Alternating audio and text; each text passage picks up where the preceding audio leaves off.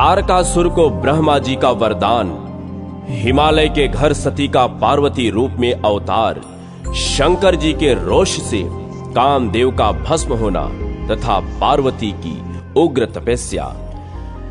ऋषियों ने पूछा, महाभाग सूत जी, दक्ष कुमारी सती जब अपने पिता दक्ष के यज्ञ में अग्नि प्रवेश करके अंतर्धान हो गई, तब पुनः कब और कहां प्रकट हुई, वे पुनः किस प्रकार उन्हें मिली?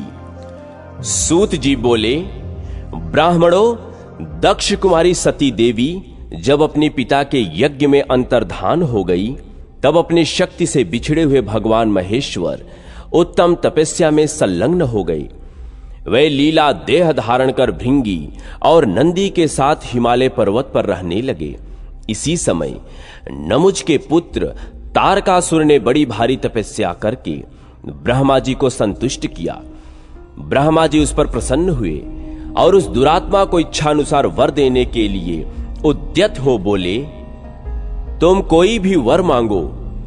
ब्रह्मा जी की यह बात सुनकर तारकासुर बोला, प्रभो, यदि आप मुझ पर प्रसन्न हैं तो मुझे अजर, अमर और अजेय बना दीजिए।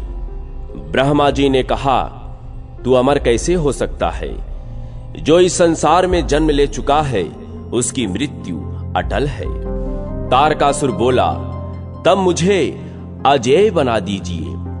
ब्रह्मा जी ने कहा, दैत्यराज, तू अजेय होगा, इसमें संशय नहीं है, परंतु एक बालक को छोड़कर अन्य सब से ही तेरी अजेयता रहेगी। इस प्रकार वरदान पाकर तारकासुर बड़ा बलवान हो गया। उस समय देवता लोग राजा मुचकुंद का सहारा लेकर तारकासुर के साथ युद्ध करते और विजयी होते थे। मुचकुंद के ही बल से देवताओं ने विजय प्राप्त की। तब उन्होंने सोचा, इन दिनों हमें निरंतर युद्ध में रहना पड़ता है, ऐसे समय में हमारा क्या कर्तव्य है, अथवा भवितव्यता ही ऐसी है। ऐसा विचार करके वे ब्रह्मा जी के लोक में गए और उनके सामने खड़े होकर स्तुति करने लगे। स्तुति के पश्चात वे बोले, महाभाग, प्रभो, आप दैत्यपतियों से हमारी रक्षा करें। उसी समय आकाशवाणी हुई, देवताओं, तुम जितनी जल्दी हो सके मेरी आज्ञा का यथावत पालन करो। भगवान शिव के जब कोई महाबली पुत्र उत्पन्न होगा, तब वही पुनः युद्ध में तारकासुर का वध करेगा, इसमें संशय नहीं है। सबकी हृदय गुफा में निवास करने वाले भगवान शंकर जिस किसी उपाय से पत्नी का पाणी ग्रहण करें, वह तुम्हें करना चाहिए। इसके लिए महान प्रयत्न करो, मेरा यह वचन अन्यथा न होने पाए। यह आकाशवाणी सुनकर देवताओं को बड़ा आश्चर्य हुआ। वे सभी बृहस्पति जी को आगे करके हिमालय पर्वत पर आए और इस प्रकार कहने लगे, महाभाग हिमालय, तुम समस्त पर्वतों के स्वामी हो। यक्ष और गंधर्व तुम्हारा सेवन करते हैं। हम तुमसे कुछ निवेदन करेंगे। हम सब देवताओं की बात तुम्हें माननी चाहिए। लोमश जी कहते हैं, देवताओं के इस प्रकार प्रार्थना करने पर पर्वत श्रेष्ठ हिमवान हंसकर बोले, एक तो मैं अचल हूं, चल फिर नहीं सकता, दूसरे मेरी पांखें कट गई हैं, अतः उड़ नहीं सकता। ऐसी दशा में मैं आप लोगों के किस काम आ सकता हूं? देवताओं, यदि तारकासुर के संहार में मेरी सहायता आवश्यक है तो मैं पूछता हूं, किस उपाय से आप लोग तारकासुर का वध करना चाहते हैं? वह शीघ्र बतलावे, क्योंकि वह कार्य तो मेरा ही है। तब देवताओं ने आकाशवाणी द्वारा कही हुई सब बातें कह सुनाई। सुनकर हिमवान ने कहा, जब शिव जी के बुद्धिमान पुत्र द्वारा ही तारकासुर का वध होने वाला है, तब देवताओं के सब कार्य शुभ हो और आकाशवाणी की कही हुई यह बात सच निकले, इसके लिए आप लोगों को विशेष यत्न करना चाहिए। देवता बोले, गिरिराज, आप देवताओं का कार्य सिद्ध करने के उद्देश्य से भगवान शंकर के विवाह के लिए स्वयं ही एक कन्या उत्पन्न करें। तब हिमवान ने अपनी पत्नी से कहा, सुमुख, तुम्हें एक श्रेष्ठ कन्या उत्पन्न करनी चाहिए। यह सुनकर मेना ने हंसते हुए कहा, महामते, मैंने आपकी बात सुन ली, परंतु कन्या स्त्रियों को शोक में डालने वाली होती है। अतः इस विषय में दीर्घ काल तक विचार करके आपको अपनी बुद्धि से जो हितकर हो वह बतावें। अपनी प्रियतमा मेना की यह बात सुनकर परम बुद्धिमान हिमवान ने परोपकार युक्त वचन कहा, देवी, जिस प्रकार से दूसरों के जीवन की रक्षा हो, परोपकारी पुरुषों को वही करना चाहिए। इस प्रकार पति की प्रेरणा पाकर सौभाग्यवती रानी मेना ने बड़ी प्रसन्नता के साथ अपने गर्भ में कन्या को धारण किया। कुछ काल के अनंतर मेना के गर्भ से एक कन्या उत्पन्न हुई, जो गिरिजा नाम से प्रसिद्ध हुई। सबको सुख देने वाली उस देवी के प्रकट होने पर देवताओं के नगाड़े बज उठे, अप्सराएं नृत्य करने लगी, गंधर्वराज गाना गाने लगे, सिद्ध चारण स्तुति करने लगे। उस समय देवताओं ने फूलों की बड़ी भारी वर्षा की। संपूर्ण त्रिलोकी में प्रसन्नता छा गई। महासती गिरिजा का जन्म हुआ। उस समय दैत्यों के मन में भय समा गया और देवता, महर्षि चारण तथा सिद्धगण बड़े आनंद को प्राप्त हुए। सती साध्वी गिरिजा हिमालय के घर में दिनों दिन बढ़ने लगी। वह कल्याणी कन्या जब 8 वर्ष की हो गई, उस समय महादेव जी हिमालय की कंदरा में बड़ी भारी तपस्या कर रहे थे। भगवान के वीरभद्र आदि सभी पार्षद उन्हें सब ओर से घेरे रहते थे। एक दिन परम बुद्धिमान हिमवान अपनी कन्या पार्वती को साथ लेकर तपस्या में लगे हुए महादेव जी के पास उनके चरणों का दर्शन कराने के लिए लेकर गए। हिमवान ने देखा, सबके स्वामी भगवान शिव तपस्या में लगे हुए हैं। उनके नेत्र बंद हैं, मस्तक पर जटाजूट शोभा पा रहा है, जिसे चंद्रमा की कला विभूषित किए हुए हैं। वे वेदांत वेद्य परमात्मा शिव एक श्रेष्ठ आसन पर विराजमान हैं। दर्शन करके हिमवान ने भगवान के चरणों में मस्तक झुकाया और मन ही मन बड़ी प्रसन्नता का अनुभव किया। हिमाचल बड़े धैर्यवान एवं उत्कृष्ट प्राणियों के आश्रय हैं। वाणी का रहस्य समझने वाले विद्वानों में उनका स्थान बहुत ऊंचा है। उन्होंने संपूर्ण विश्व का एकमात्र मंगल करने वाले भगवान शिव से इस प्रकार वार्तालाप किया। महादेव, मैं आपके प्रसाद से बड़ा सौभाग्यशाली हूं। देवेश्वर, आप मुझे इस कन्या के साथ प्रतिदिन अपने दर्शन के लिए आने की आज्ञा दें। यह सुनकर देवाधिदेव महेश्वर ने कहा, पर्वतराज, इस कुमारी कन्या को घर में छोड़कर ही आप प्रतिदिन मेरे दर्शन के लिए आ सकती हैं, अन्यथा मेरा दर्शन नहीं होगा। तब हिमाचल ने मस्तक झुकाकर पुनः महादेव जी से कहा, भगवान, क्या कारण है कि आप मुझे इस कन्या के साथ यहां नहीं आने देना चाहते? भगवान शंकर ने हंसते हुए उत्तर दिया, यह कुमारी सुंदर, कटिभाग से सुशोभित, पतले अंगों वाली तथा मृदु वचन बोलने वाली है। अतः मैं तुम्हें बार बार मना करता हूं कि इस कन्या को मेरे समीप न ले आना। भगवान शंकर का यह निष्ठुर वचन सुनकर गौरांगी पार्वती तपस्वी शिव से इस प्रकार बोली, शंभो, आप तपशक्ति से संपन्न हैं और बड़ी भारी तपस्या में लगे हुए हैं। आप जैसे महात्मा के मन में जो यह विचार उत्पन्न हुआ है, यह केवल इसलिए है कि यह तपस्या निर्विघ्न चलती रहे। परंतु मैं आपसे पूछती हूं, आप कौन हैं और यह सूक्ष्म प्रकृति क्या है?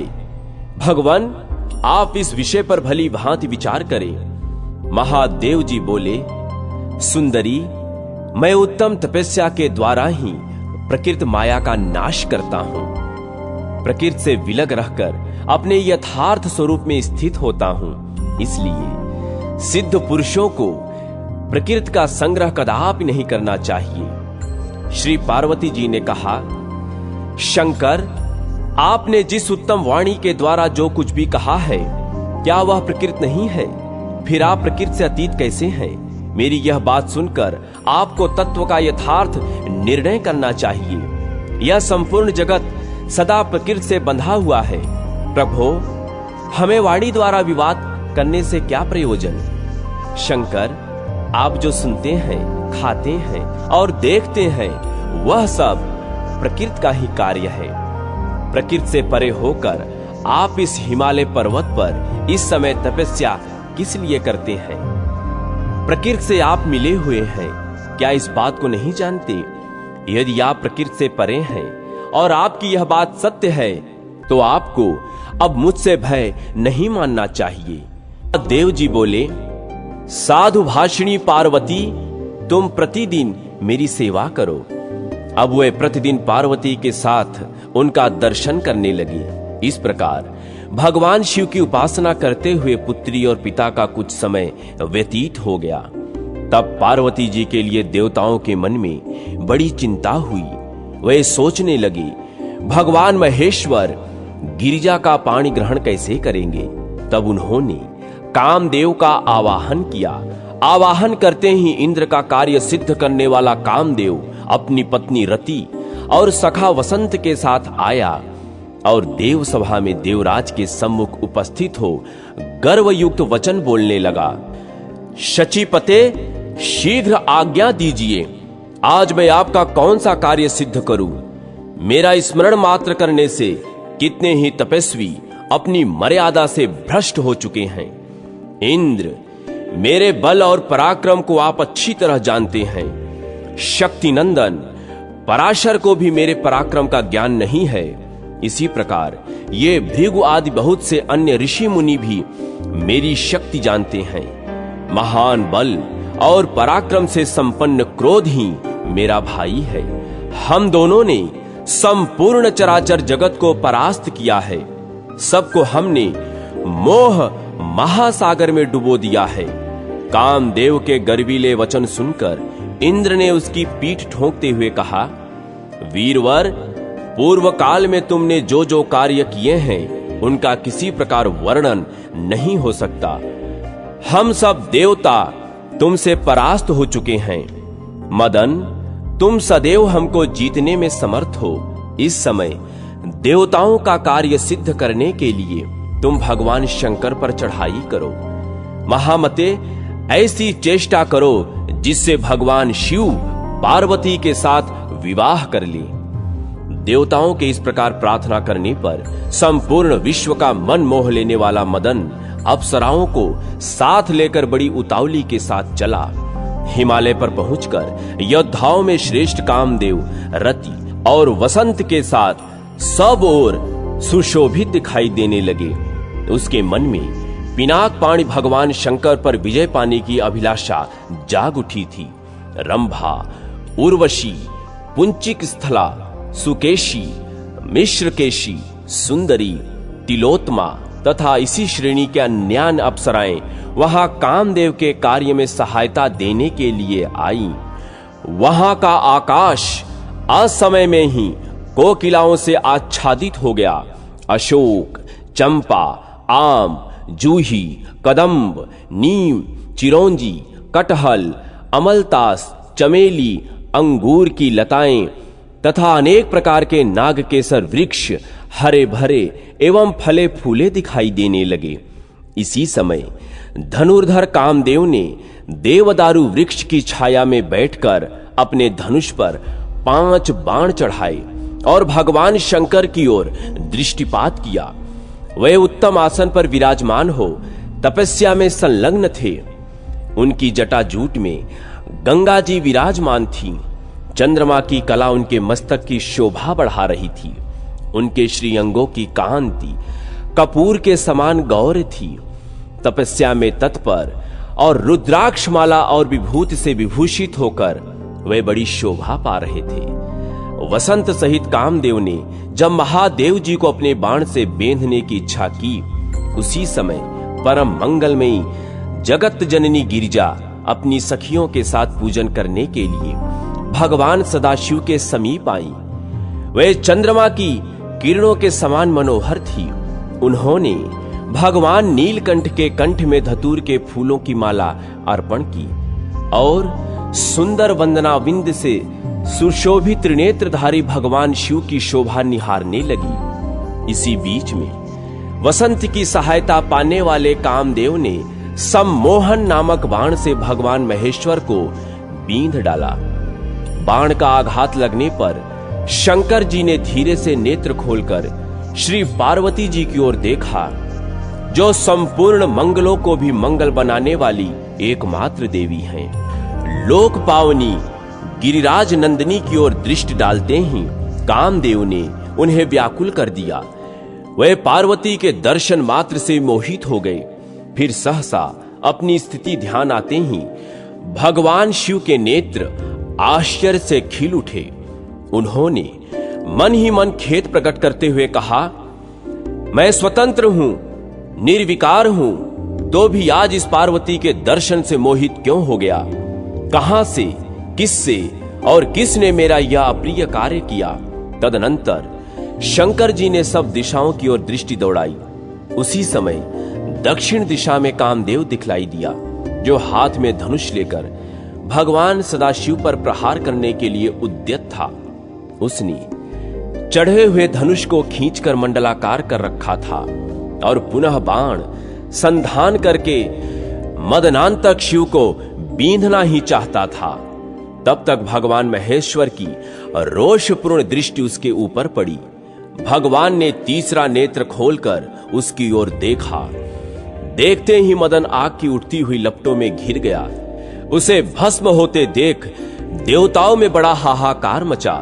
देवता बोले, देव देव महादेव, आप देवताओं को वर दीजिए। हमने ही गिरिराज नंदिनी पार्वती की सहायता के लिए कामदेव को यहां भेजा था।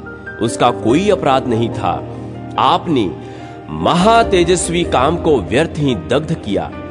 विश्व के एकमात्र बंधु भगवान शिव आपको अपने उत्कृष्ट तेज से इस समय देवताओं का कार्य सिद्ध करना चाहिए। शंभो, आपके द्वारा इस पार्वती के गर्भ से जो पुत्र उत्पन्न होगा, उसी से हमारा सब कार्य सिद्ध होगा। महादेव, तारकासुर ने हम सब देवताओं को बहुत सताया है। उसके भय से हमारी रक्षा करने के लिए इस कामदेव को जीवन दान दे। आप पार्वती जी का पाणी ग्रहण करें। महाभाग, देवताओं का कार्य सिद्ध करने में आप अपनी शक्ति लगावें। गजासुर से आप ही ने हम सब देवताओं का उद्धार किया है। कालकूट विष से भी आप ही ने हमारी रक्षा की है। भगवान, यह कामदेव देवताओं का कार्य सिद्ध करने के लिए यहां आया था। यह हमारे उपकार में संलग्न रहा, अतः आप इसकी रक्षा कीजिए। तब भगवान महेश्वर ने देवताओं से रुष्ट होकर कहा, देवगण, तुम सबको कामना रहित होना चाहिए। इंद्रादि देवता जब जब कामदेव को आगे रखकर चले हैं, तब तब अपनी मर्यादा से भ्रष्ट हुए हैं, दुख में पड़े हैं और दीनता के भागी हुए हैं। अतः मैंने सबकी शांति के लिए कामदेव को जलाया है। तुम सब देवता, असुर, महर्षि तथा दूसरे प्राणी भी अब निर्भय होकर तपस्या में मन लगाओ। आज संपूर्ण जगत को मैंने काम और क्रोध से शून्य कर दिया है। देवताओं, यह पापी काम दुख की जड़ है, अतः आज मैं इसे जीवन दान नहीं दूंगा। तुम अवसर की प्रतीक्षा करो। भगवान शिव के ऐसा कहने पर सब महर्षियों ने उनसे कहा, शंभो, आपने जो कुछ कहा है सब हमारे लिए परम कल्याणकारी है, किंतु देवेश्वर, हम भी कुछ निवेदन करना चाहते हैं। उसे ध्यान पूर्वक सुने। जिस प्रकार इस संसार की सृष्टि हुई है, उसके अनुसार काम ही इसका अधिष्ठान है। काम के बिना यह सृष्टि कैसे होगी? यह विश्व काममय है। इससे ऊपर उठे हुए आप परमेश्वर ही निष्काम हैं। इतना कहकर मुनि, सिद्ध और चारणों ने भगवान सदाशिव की स्तुति और वंदना की। तदनंतर वे वहां से शीघ्र ही अंतर्धान हो गए। कामदेव को जलाकर महादेव जी अदृश्य हो गए। उस समय पार्वती जी वहां रति को रोती हुई देखकर बोली, सखी, तुम शोक न करो, मैं कामदेव को जीवन दिलाऊंगी। पार्वती जी की इस प्रकार आश्वासन देने पर पतिव्रता रति ने पति को पुनः प्राप्त करने के लिए बड़ी भारी तपस्या आरंभ की। तदनंतर पार्वती भी वहीं रहकर तपस्या में रत हो गई। उस समय माता पिता ने उन्हें रोकते हुए कहा, बेटी, अभी तू बालिका है, शीघ्र घर चल, तू तपस्या का श्रम उठाने योग्य नहीं है। पार्वती बोली, माता और पिताजी, मैं घर नहीं चलूंगी, आप मेरी प्रतिज्ञा सुनिए। मैं उत्तम तपस्या के द्वारा भगवान शंकर को पुनः यहीं बुलाकर उनका वरण करूंगी। यों कहकर मनस्विनी पार्वती एकाग्र चित्त हो बड़ी उग्र तपस्या के साथ भगवान शिव का आराधन करने लगी। उस समय जया, विजया, माधवी, सुलोचना, सुश्रुता, श्रुता, शुकी, प्रमलोचा, सुभगा, श्यामा, चित्रांगी, वारुणी और सुधा, ये तथा और भी बहुत सी सखियां गिरिराज नंदिनी की सेवा में रहने लगी। परमात्मा रुद्र ने कामदेव को जहां दग्ध किया था, वहीं एक वेदी बनाकर पार्वती जी उस पर विराजमान हुई। वह अन्न और फल त्याग कर केवल हरे पत्ते खाकर रहने लगी। तत्पश्चात हरे पत्ते भी छोड़ दिए और सूखे पत्तों पर निर्वाह करने लगी। आगे चलकर जब उन्होंने सूखे पत्ते भी त्याग दिए, तब वे अर्पणा नाम से विख्यात हुई। सूखे पत्ते छोड़ने पर वे कुछ काल तक केवल जल पर रहीं, फिर उसे भी छोड़कर वायु पीकर रहने लगी। इस प्रकार सती साध्वी गिरिजा दीर्घ काल तक तपस्या में लगी रहीं। भगवान शंकर की प्रसन्नता के लिए मन में उत्तम निष्ठा रखकर पार्वती उग्र तपस्या द्वारा आराधन करती रहीं। पार्वती के उस महान तप से संपूर्ण चराचर जगत संतप्त होने लगा। तब देवता और असुर सब मिलकर ब्रह्मा जी की शरण में गए। देवता बोले, भगवान, आपने ही संपूर्ण चराचर जगत की सृष्टि की है, हम देवताओं की रक्षा करने के योग्य आप ही हैं। देवताओं की यह बात सुनकर ब्रह्मा जी ने मन ही मन चिंतन किया। चिंतन से उन्हें ज्ञात हुआ कि पार्वती की तपस्या से बड़ी अद्भुत दावाग्नि प्रकट हुई है। यह जानकर ब्रह्मा जी बड़ी शीघ्रता से परम अद्भुत क्षीर सागर के तट पर गए। वहां जाकर उन्होंने अति शोभायमान शेष शैया पर सोए हुए भगवान विष्णु का दर्शन किया।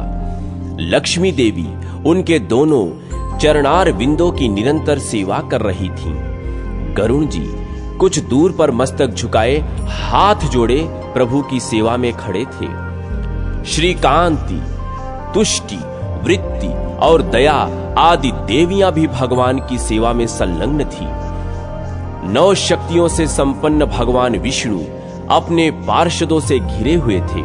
कुमुद, कुमुदवान, सनक, सनंदन, महाभाग, सनातन, प्रसुप्त, विजय, अरिजित, जयंत, जयंत सेन, परम कांतिमान, जय, सन्नत कुमार, उत्तम, तपस्वी नारद, तुम्बुरु, महाशंख, पांचजन्य, कौमोद की गदा, सुदर्शन चक्र तथा परम अद्भुत श्रांग नामक धनुष, ये सब वहां ब्रह्मा जी को मूर्तिमान दिखाई दिए। सब देवताओं ने परमात्मा भगवान विष्णु के समीप जाकर उनसे प्रार्थना पूर्वक कहा, महाविष्णु, हम पार्वती जी की अत्यंत उग्र तपस्या से जले जा रहे हैं और संतप्त होकर आपकी शरण में आए हैं। आप हमारी रक्षा करें। तब शेषनाग की शैया पर बैठे हुए परमेश्वर श्री हरि इस प्रकार बोले, देवताओं, आज तुम लोगों को साथ लेकर परमेश्वर महादेव जी के साथ चलता हूं।